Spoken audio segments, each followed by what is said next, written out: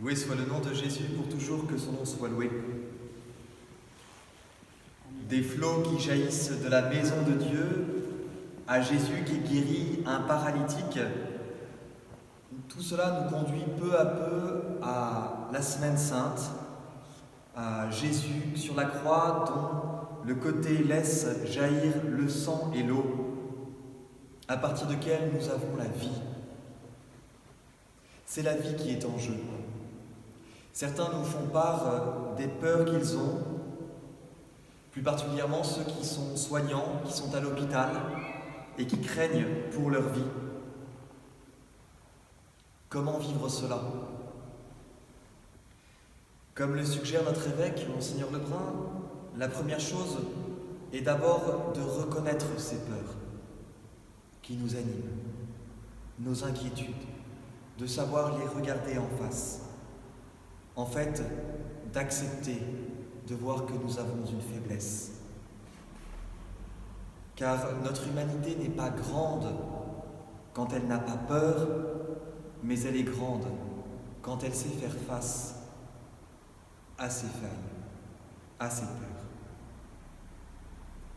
La peur nous indique qu'il y a un danger qui est là devant nous. Et en cela, c'est bon. Il est bon de savoir reconnaître qu'effectivement, notre vie ne se vit pas sans risque. Que lorsque nous posons des choix, cela mène parfois à des incertitudes. Nous ne connaissons jamais complètement la conséquence de nos actes. Mais la difficulté de la peur, c'est aussi qu'elle nous paralyse, ou alors qu'elle est mauvaise conseillère. Il n'est en général pas souhaitable de prendre de grandes décisions lorsque l'on a peur. Alors comment faire? Après avoir regardé cette peur,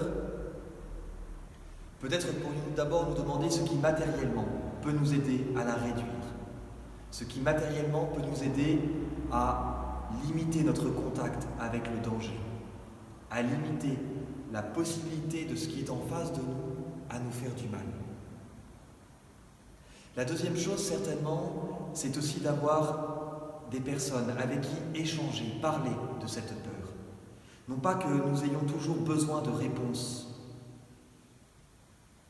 mais parfois nous avons besoin d'une oreille attentive, qui sache écouter nos peurs, qui sache ne pas esquiver par des réponses trop faciles, par des solutions toutes faites, mais simplement qui partage avec nous la possibilité d'exprimer cette peur.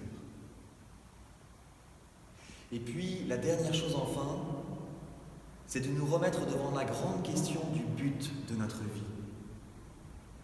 À travers les lectures et en nous tournant vers la Semaine Sainte, Jésus nous montre que le sens profond de notre vie est dans l'amour. Et que l'amour vécu jusqu'au bout, à la manière du Christ, est un amour où l'on donne sa vie. Il est parfois plus difficile de préserver sa vie que de s'en détacher complètement et de la perdre. Ainsi donc, donner sa vie ne veut pas nécessairement dire aller droit au devant du danger. Donner sa vie ne signifie pas être ingénu ou téméraire. Mais donner sa vie est ce qui pourtant donne toute son épaisseur à ce que nous vivons. Alors puissions-nous trouver en Jésus, en celui qui nous apporte cette eau vive, en celui qui donne cette eau pour qu'elle ne reste pas enfermée comme dans une piscine, mais qu'elle se répande en nous comme dans des terres généreuses. Puissions-nous nous tourner vers Jésus pour qu'il nous donne cette eau et nous aide au quotidien à savoir comment donner notre vie, à être conscient que nous voulons la donner, à apprendre à la donner. Alors, notre vie, quelle qu'elle soit, ne sera pas perdue, elle ne sera pas courte, elle sera remplie. Demain, nous fêterons l'Annonciation et plusieurs choses nous sont proposées. Le Saint-Père nous propose à tous les chrétiens du monde entier, à midi, de prier le Notre Père, parce que c'est la prière de tous les chrétiens. Les évêques de France nous proposent ensuite de nous unir au chapelet de Lourdes à 15h30. Et c'est pourquoi sur la paroisse, à 15h30, nous prierons le chapelet par le biais de YouTube. À 19h30, les cloches de nos églises sonneront, comme lors des grands événements de la France. Elles sonneront pour nous rappeler que nous sommes là, que nous sommes vivants.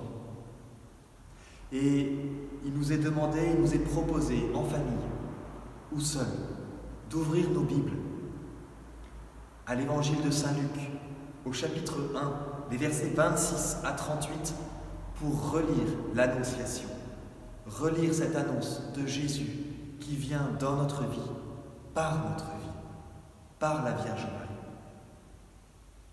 Et puis d'allumer une bougie que nous mettrons sur nos fenêtres.